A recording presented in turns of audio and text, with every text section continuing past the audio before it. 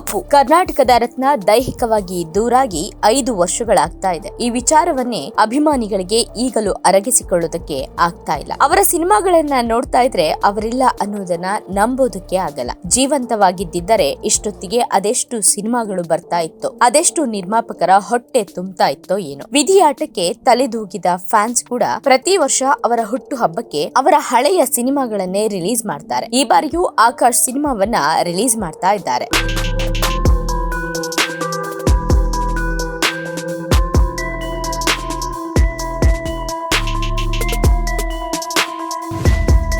ಇದೇ ಮಾರ್ಚ್ 17ರಂದು ಅಪ್ಪು 51ನೇ ಹುಟ್ಟುಹಬ್ಬವನ್ನ ಅಭಿಮಾನಿಗಳು ಅದ್ದೂರಿಯಾಗಿ ಆಚರಿಸುವುದಕ್ಕೆ ಮುಂದಾಗಿದ್ದಾರೆ. ಪುನೀತ್ ಅಗಲಿದ ಬಳಿಕ ಅವರ ಪ್ರತಿ ಹುಟ್ಟುಹಬ್ಬಕ್ಕೂ ಅವರು ನಟಿಸಿದ ಒಂದು ಸೂಪರ್ ಹಿಟ್ ಸಿನಿಮಾವನ್ನ ಅಶ್ವಿನಿ ಪುನೀತ್ ರಾಜ್ಕುಮಾರ್ ಅವರು ರಿಲೀಸ್ ಮಾಡ್ತಾ ಇದ್ದಾರೆ. ಈ ಹಿನ್ನೆಲೆಯಲ್ಲಿ ಈ ಬಾರಿ ಕೂಡ ಪುನೀತ್ ರಾಜ್ಕುಮಾರ್ ಅವರ ಹುಟ್ಟುಹಬ್ಬಕ್ಕೆ super hit cinema Akash release ಆಗ್ತಾ ಇದೆ. PRK ಪ್ರೊಡಕ್ಷನ್ ನಿಂದ ಈಗಾಗಲೇ ಆಕಾಶ್ ಸಿನಿಮಾದ ಟ್ರೇಲರ್ ಕೂಡ ರಿಲೀಸ್ ಮಾಡಲಾಗಿದೆ. ಈ ಸಿನಿಮಾದಲ್ಲಿ ನಟಿಸಿದ್ದ ಕಲಾವಿದರು ಕೂಡ ತಮ್ಮ ನೆನಪುಗಳನ್ನ ಹಂಚಿಕೊಳ್ತಾ ಇದ್ದಾರೆ. ಸ್ವಾರಸ್ಯಕರ ಸಂಗತಿಗಳನ್ನ ಬಿಚ್ಚಿಡ್ತಾ ಇದ್ದಾರೆ.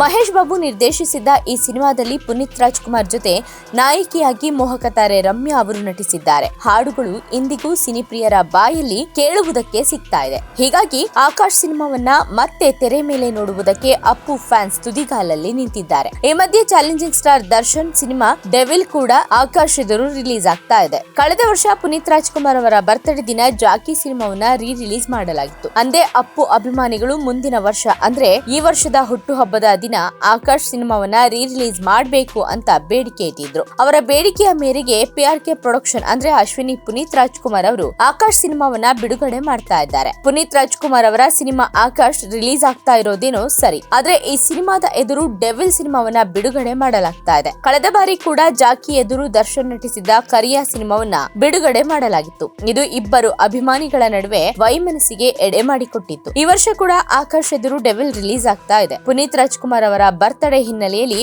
ಆಕಾಶ್ ಸಿನಿಮಾ ಕರ್ನಾಟಕದಾದ್ಯಂತ ಸುಮಾರು 80ರಿಂದ 100 ಚಿತ್ರಮಂದಿರಗಳಲ್ಲಿ ಬಿಡುಗಡೆ ಆಗ್ತಾ ಇದೆ. ಅದೇ ಇನ್ನೊಂದು ಕಡೆ ಚಾಲೆಂಜಿಂಗ್ ಸ್ಟಾರ್ ದರ್ಶನ್ ಅವರ ಸಿನಿಮಾ ಡೆವಿಲ್ ಕೇವಲ ಆಯ್ದ ಚಿತ್ರಮಂದಿರಗಳಲ್ಲಿ ರಿಲೀಸ್ ಆಗಬಹುದು. ಅದರಲ್ಲೂ ಬೆಂಗಳೂರಿನ ಪ್ರಸನ್ನ ಪ್ರಮುಖ ಚಿತ್ರಮಂದಿರವಾಗಿ ಬಿಡುಗಡೆ ಆಗ್ತಾ ಇದೆ. ಚಾಲೆಂಜಿಂಗ್ ಸ್ಟಾರ್ ದರ್ಶನ್ ಆರೋಪಿಯಾಗಿ ಜೈಲಿನಲ್ಲಿದ್ದಾರೆ. ಇಂತಹ ಸಂಕಷ್ಟದ ಸಮಯದಲ್ಲಿ ರಿಲೀಸ್ ಆಗಿದ್ದು ಡೆವಿಲ್. ಕಳೆದ ವರ್ಷ ತೆರೆ ಕಂಡಾಗ ಸಿನಿಮಾ ನಿರೀಕ್ಷೆ ಮಾಡಿದಷ್ಟು ಬಾಕ್ಸ್ ಆಫೀಸ್ ನಲ್ಲಿ ಸದ್ದು ಮಾಡಲಿಲ್ಲ. ಹೀಗಾಗಿ ಮರು ಬಿಡುಗಡೆ ಮಾಡಲಾಗ್ತಾ ಇದೆ ಎನ್ನಲಾಗಿದೆ. ಇನ್ನೊಂದು ಇನ್ಸೈಡ್ ಸ್ಟೋರಿ ಅಂದ್ರೆ ಪ್ರಸನ್ನ ಚಿತ್ರಮಂದಿರದ ಮಾಲೀಕರಿಗೆ ದರ್ಶನ್ ತುಂಬಾ ಹತ್ತಿರದವರು. ಈ ಕಾರಣಕ್ಕಾಗಿ ಡೆವಿಲ್ ರಿಲೀಸ್ ಆಗ್ತಾ ಇದೆ ಎಂಬ ಮಾತು ಕೂಡ ಕೇಳಿ ಬರ್ತಾ ಇದೆ.